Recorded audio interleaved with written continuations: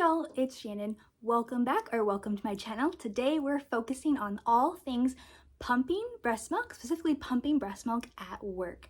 I have had two very different journeys with my boys.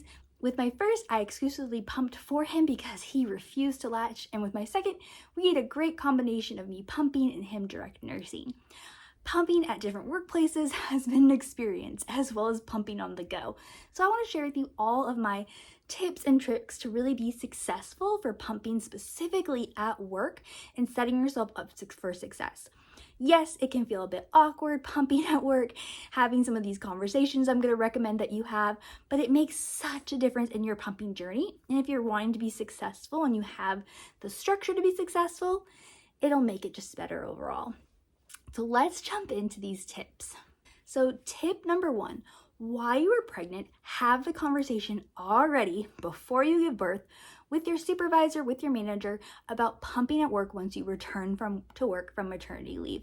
Now, in the US, it is, as of today when I'm filming, it is a requirement that they provide you a safe place to pump that cannot be a bathroom, so it needs to be an area with a locked door that is clean. Now, this sometimes can translate into a storage closet. It might be an office space, but they need to provide you a space that is not the bathroom to pump. So having the conversation early with them and setting those expectations of that you do potentially plan to pump at work once you return and how often you may need to pump will set you up for success and hopefully manage their expectations. Now, for most people, you're going to be pumping every 2 to 3 hours to express as much milk as you need for your baby. And that can be a little shocking for managers, but I want you to remember that you have rights. Right now in the US, you have rights to be able to have those breaks to pump. You have the right to a safe place to pump that's not a bathroom. It might be helpful to print out a version of those requirements that we have in the US and provide those to your manager or supervisor if you're anticipating or feel there might be any pushback. Just already having that printed out and ready to go is a great way to be like, hey, here's the laws and I know the laws. Now, beyond this, if you have a work environment where you feel it might not be supportive, it might be a great time to also schedule a meeting with HR to go over these requirements and see what accommodations they will have for you. It's for you to work together with HR and your supervisor to make this happen for you to be able to feed your baby. They need to work with you. Not every manager is as supportive as we would like, so make sure you know the laws and you're providing a copy of those to your supervisor and HR. Tip number 2, establish a pumping routine before you go to work. Now, this is really important because if you've never pumped before and you're like, all right, I go back to work tomorrow, let's go, you're not going to be ready. There's so much to pumping about finding out what parts work exactly right for you, to the comfort level, how you need to sit to be able to pump, all the supplies you need time to prepare. So what I recommend is if you are able to take maternity leave, start switching up one feed a night for pumping. So what my husband and I did with our last is when he was about 8 weeks old and I had a month less of maternity leave, I would nurse him around 8 p.m. and then I would hand him over to dad to take care of him, and then I would pump right away. Now, obviously at first this wasn't giving me much, but we were able to build up enough so then the next week I started replacing that 8 p.m. feed of me nursing him with him having a bottle with dad. So dad was able to provide him a bottle, and then I was able to have a pump session. Now, I'd already pumped before, but this was great of getting back in the groove of things. Figuring out, do I have all my pump parts? Is everything working right? Am I wearing the correct bra or clothing that I'd want to be able to use in my office to make pumping easier while I'm outside of my house? And so establish that routine of knowing how to put all your pump items together, making sure you have all your supplies, and feeling comfortable and confident with pumping before you get into the office. And now remember, when you're pumping at work, you're pumping every time your baby would normally eat. So if your baby eats every 2 to 3 hours, you need to be pumping every 2 to 3 hours. It's a lot. It's going to take a lot of time, and depending on your workplace, that's going to be either if you're working retail, coming off the floor. If you're working an office job, that might be if you have your own office, locking your office, or going to another location to pump. It's going to take a lot of work, but if you have the basics down of using your pump and setting yourself up to be comfortable while you're pumping, you can make it a bit of an easier process. Now, tip number 3, once you're back in the office, Reestablish your pumping expectations with your supervisor. Discuss of how often you need to go be able to pump to express breast milk to feed your baby. Drive that point home. You have to do this to feed your baby. Remind them of the legal requirement to provide you with a space to pump, and let them know that you are going to make sure that you are keeping yourself on track because you want to feed your little one. So this might mean that you, depending on your schedule, may have to adjust appointments or adjust who is working at different points and find coverage to be able to make these happen. So right away, I'd say day one coming back, set up a meeting with those expectations of here's what I expect to be able to do what I need to do. Bonus points, if you feel comfortable even having that conversation maybe on the phone a week before you come back, just so they can also mentally prepare, that could be helpful. Tip number 4, this is a privileged tip, but if you have the ability to have 2 pumps and you have an office job or a job in which you can keep a pump at work, that can be really helpful. You are already going to be bringing pump items back and forth. So any of your phalanges and pumping parts that you need to be able to pump, you're gonna be bringing them back and forth from work and home, as well as all the milk that you've expressed. It's a lot to take back and forth. If you have the ability to have a pump at work so you're not carrying that back and forth, it could be helpful. Now for me, with my first, I didn't have this opportunity. With my second, I had gotten my second breast pump. Because remember, in the US, as of right now when I'm filming it, your health insurance should cover a breast pump. So you get 1 per pregnancy. So I would keep 1 at home, and I had 1 that I kept on my office desk. It was 1 less thing for me to carry back and forth. I felt like I had less chances to potentially damage my pump. It's not always possible, but you also can buy secondhand pumps. Now, something to think about, you can purchase pumps online yourself. Sometimes you can get them discounted with insurance, even if you've already gotten a free one. Or depending on local Facebook marketplace groups or knowing friends and family, you might be able to acquire a second pump. Buy all your own phalanges and parts, but have that extra pump base might be something that's helpful and worth it for you. Now, tip number 5 is, depending on your workplace, trying to either keep in your pump bag or at your actual work extra parts that are set you up for success. So I liked with my office job, I was able to keep that spare pump, but I also kept baby wipes there because I could use them to clean myself up or any spills. I kept an extra pumping bra just in case the pumping bra or tank top I was wearing that day had a mishap, that I had an extra one there just in case. And also, this is something I invested in. I decided to keep a full extra set of parts in my pump bag at work because every now and then you will have a situation where you washed all your pump parts the night before and then you completely forget a membrane or a duckbill or something goes wrong, and taking that time to drive home, maybe or maybe not, that's a possibility, to travel home and go get it. So having a complete extra set already at work made such a difference in my stress level for me. And there were times where I had on my Spectra, the membrane would be worn out. And so I had that extra one to replace it, or I'd forget a duckbill and then I already had one in my bag. Now, to keep these parts in rotation, about once a month I would replace them. So I'd bring a new set that I kept at the office and bring those ones back into the fold to be using consistently, so there is equal wear on all my parts. So tip number 6 is all what to keep in your pump bag that you are bringing back and forth from home to work. So my recommendations in your pump bag that you're traveling back and forth with are, of course, going to be a nursing cover. Now, depending on where you choose to pump, you may or may not want this. I loved using a light muslin one because it was light. It didn't make me hot. It kind of felt like it was an apron because you just pulled it over your head and then it billowed. But it allowed me to feel comfortable with pumping. With my second, I chose to pump at my desk. My office mates were cool with it. I felt comfortable with it, and actually gave me less anxiety to just pump at my desk versus taking the time to go to the actual lactation rooms that we had. That's not for everybody, but sometimes lactation rooms can also be shared spaces with multiple people pumping in them. So sometimes having a cover just feels a little extra safety. You don't need it, but for me, it was a great comfort item. I always kept an extra pumping bra just in case something happened to the one I was wearing. And I also like to always use wet bags. I love wet bags. I talk about them all the time on my channel, but I used these. I had 2. One was for when I was bringing all my clean parts for the day, and one for all my dirty parts once I use them. Now, I very much spent the money to have enough pump parts. So all my pumps at work for the day, I had a separate set. Now, not everyone's going to be in that financial position, or you might not want to do that. You might want to clean your parts every single time you're using them, or you're going to use the fridge hat where you put them in a bag in the fridge. To each their own, but for me, it was less anxiety just to have a set ready for every pump and then wash them all at the end of the day. So I had a bag where I had all my clean ones, and then I had the ones I'd put the used ones in after they were done. That way I could take it home, dump out all the parts I've used and wash them at home.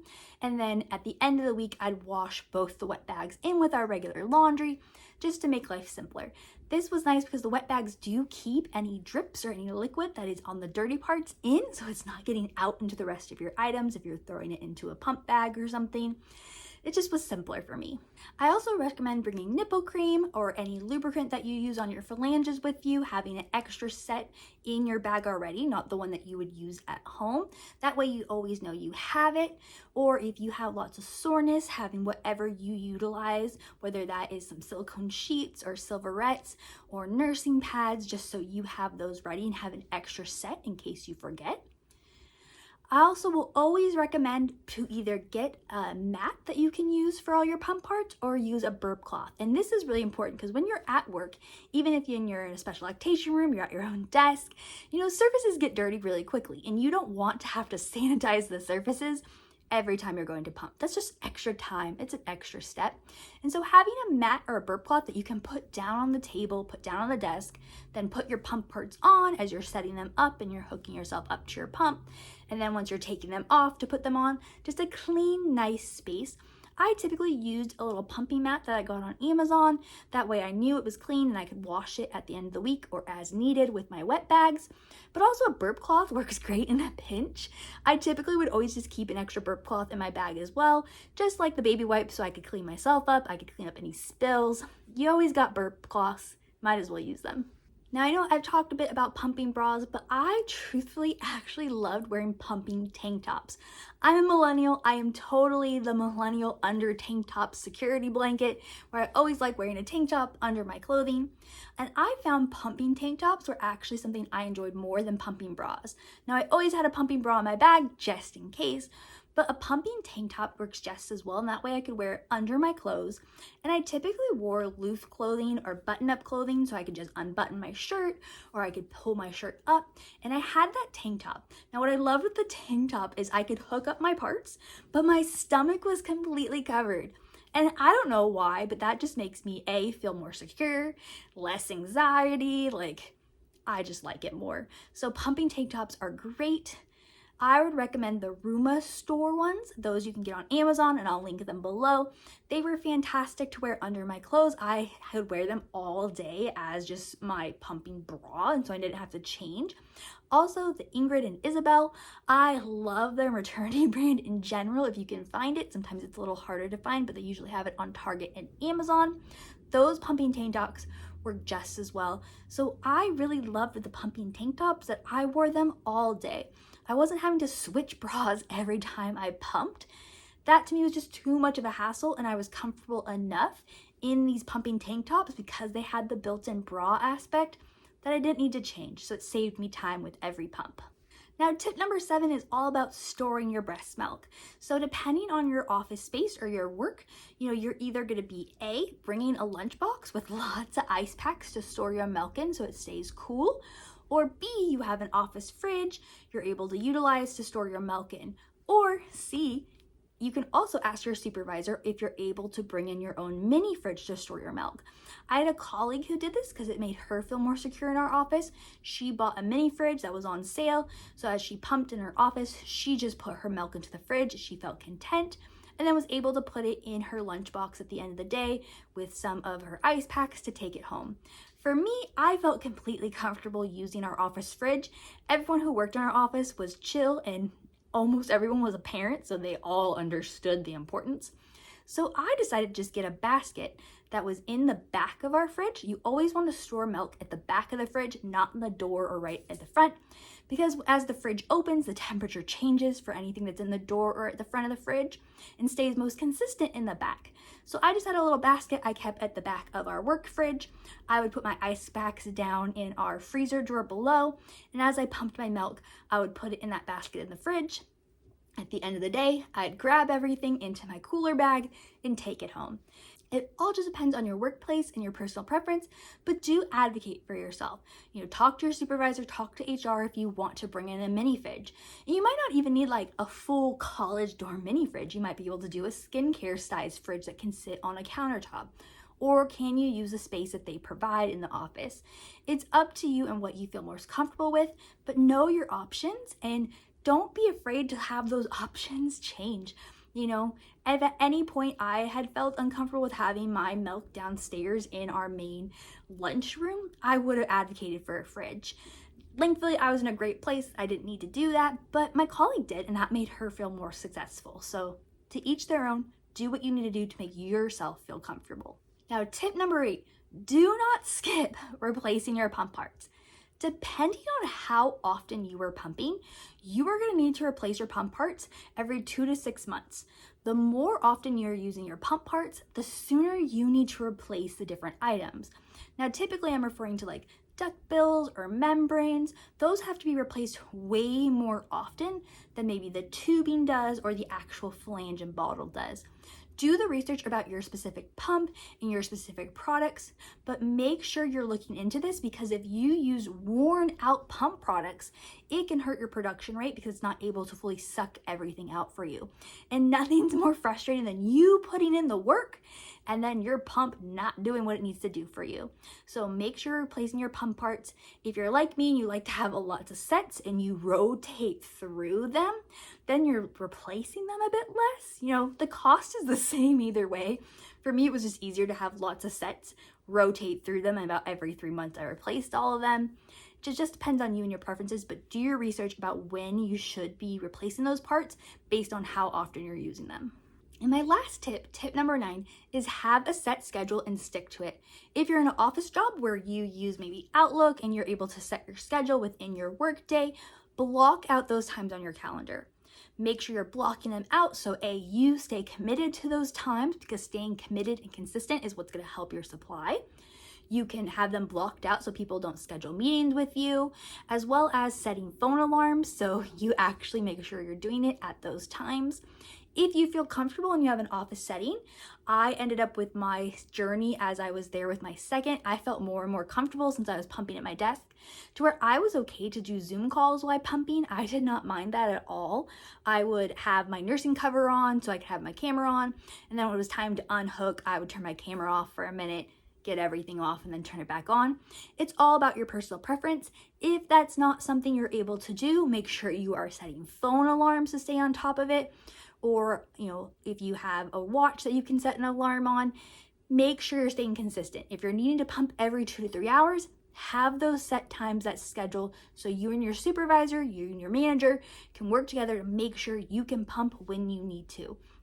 It is so easy at work to be like, oh, it's my pumping time, but I'm in the middle of something. I'll pump later. I'll pump in 20 minutes. I'll pump in 30 minutes. You will end up consistently pushing it off. Pumping is not convenient at work. You got stuff going on. You have things you need to do. So setting your schedule, setting alarms, setting calendar meeting invites to yourself so it's blocked off is important. You need to stay true to that schedule and stay consistent to get the output you want. Alrighty, y'all. So that was my top 9 tips for pumping in the workplace. It is a journey. It is a different experience for everyone, especially depending on what type of job you have in the office environment. But remember, in the US, as of right now, you have rights for pumping. To be able to take that time to pump, to have a safe and clean space to pump that is not a bathroom. Do your research, know your rights. Have that conversation with your manager, your supervisor, with HR to make sure everyone is on the same page to help you be successful on this journey. And just know, even when it's tough, you're not alone. Tons of us are going through it at the same time, the struggles, the reality of it. So I do recommend join Facebook groups. There are tons of Facebook groups out there for supporting moms who are pumping, whether that's exclusively or just pumping while at work. Having that camaraderie, having a place to ask questions was so helpful. There can be some groups that are a little more toxic than others, I would say. So if you're starting to feel that, get rid of that group and join a different one. find your support system. It could be online, it can be with your family, it could be through your colleagues. Find what you need to feel supported so you can do what you need to do to feed your baby. And at the end of the day, if pumping at work is not for you, it is okay to feed your baby formula. I will always advocate that. At the end of the day, what's most important is a healthy mama and a fed baby. If pumping's not for you or pumping at work's not for you, it's okay. At the end of the day, you need to be happy and healthy, and baby needs to be fed. Whatever works is what's needed. Alrighty, y'all. I hope this video helped you out and provided some great tips. If you have any tips that I missed or things you'd want to recommend, or hey, avoid this, please add them to the comments below. Let's start a list. Let's get a conversation going so we can help one another out. If you did enjoy this video, please feel free to like it and subscribe to my channel. Every Monday, I provide content all about colleges. My previous career was all about working in on-campus housing, in scholarships, and behind the scenes of scholarships. So I provide tons of info to help you support your student through their college journey. And then my Friday videos are all about my personal life, just like this, sharing parenting tips, things that have worked for us, cleaning motivation. I am here to support you through your parenting journey and learn and grow with you. If you'd like daily content, I do post on YouTube Shorts, Instagram, and TikTok every single day, so you also can follow me there. I hope you all have a wonderful day and you're staying healthy.